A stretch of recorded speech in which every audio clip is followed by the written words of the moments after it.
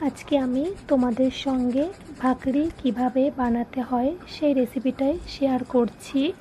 ভাকরি হলো মহারাষ্ট্রিয়ানরা সকলেই বাড়িতে প্রতিদিনই বানিয়ে খায়। এটা এক ধরনের রুটির মতনই।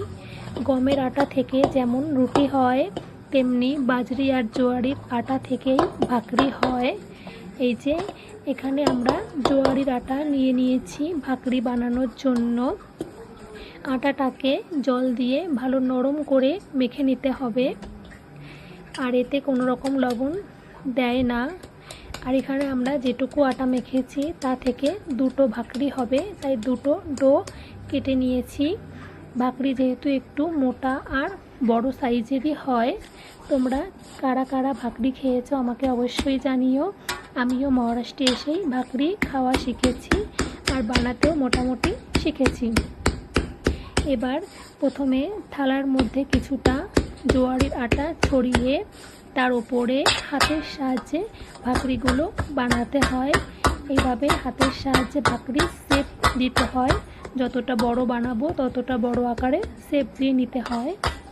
আর এদিকে ভাকরিটাও গোল হয়ে গেছে, ততক্ষণ এদিকে তাওয়াও গরম করতে বসিয়ে দিয়েছি।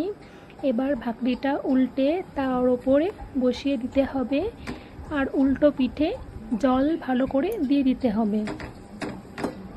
এবার গ্যাসের ফ্লেম মিডিয়াম টু লোতে রেখে ভাকরিটাকে সেঁকে নিতে হবে।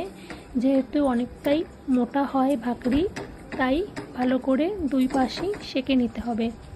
প্রথমে এক পাশ সেঁকে নিয়েছি, তারপর এটাকে উল্টে অপর পাশও সেঁকে নিচ্ছি। যখন এই ভাকরিটা পুরোপুরি ফুলে উঠবে তখনই ভাকরি তৈরি হয়ে যাবে।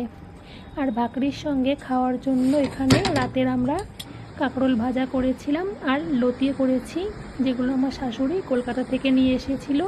এবার খেয়ে বলছি তোমাদের কেমন হয়েছে।